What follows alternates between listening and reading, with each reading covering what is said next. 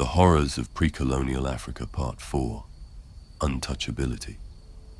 While the practice of untouchability is often associated with the caste system of ancient and modern India, many societies and cultures around the world, including several in sub-Saharan Africa, practice this harsh form of social ostracism. 1. West Africa. In Nigeria, the Igbo ethnic group practiced a form of untouchability called the Osu caste system. The Osu were a community said to have been cursed by the gods. They were relegated to the margins of society, considered ritually impure and forbidden from interacting or marrying with non-Osu groups. They were seen as inferior and were not allowed to sit in church with non-Osu or to eat and drink from the same cups. In earlier times, they were often used as slaves or human sacrifice to the gods. The Osu caste system was officially abolished in 2018, but its effects on the marginalized Osu community linger to this day. Other ethnic groups in Western Africa, such as the Manda, Wolof, Songhay, and Fulani peoples, practice a type of caste system which includes untouchability or ostracization of specific hereditary occupational groups such as tanners, ironworkers, and the descendants of slaves. An example of this are the Nyamakala, a low caste consisting of certain occupations considered impure. These groups were forbidden from marrying outside their group and often faced discrimination and social ostracization.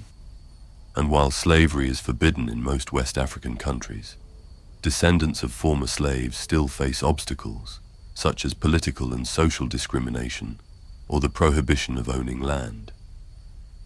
2. Central and East Africa. A similar system of caste exists in the culture of the Zaghawa peoples and other ethnic groups in Chad and parts of Sudan. Artisan work such as smithing is seen as polluting, and members of these castes are despised and ostracized. Their occupation is hereditary, and endogamy is strictly enforced. In Ethiopia and Somalia, structures of clan and caste exist or existed, including the practice of untouchability. A harrowing example are the Manjo people in southern Ethiopia, a marginalized hunter-gatherer group considered subhuman. They are seen as a polluting presence and forced to live outside the villages. They are not even allowed to shake hands with non-Manjo people. A similar group are the Weto, a marginalized group in the caste system of the Amhara peoples in Ethiopia. They are considered impure by the Amhara due to their consumption of hippo and catfish and forced to live in segregation and poverty. A similar system exists in Somalia, where there are several groups or so-called clans associated with supposedly impure occupations, such as potters, tanners, and ironworkers, often called Midgan or Madiban by other groups.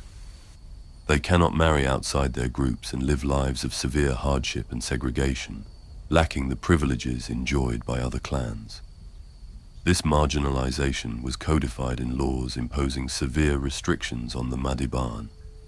Examples are the restriction and denial of rights to own land, no right to claim compensation for crime, social segregation and enforced endogamy, denial of education, and restriction of employment to traditional or menial tasks. As for Southern Africa, caste systems are and were rarely found in the ethnic groups living there, even though social hierarchies and forms of forced labor or slavery existed there. Thanks for watching.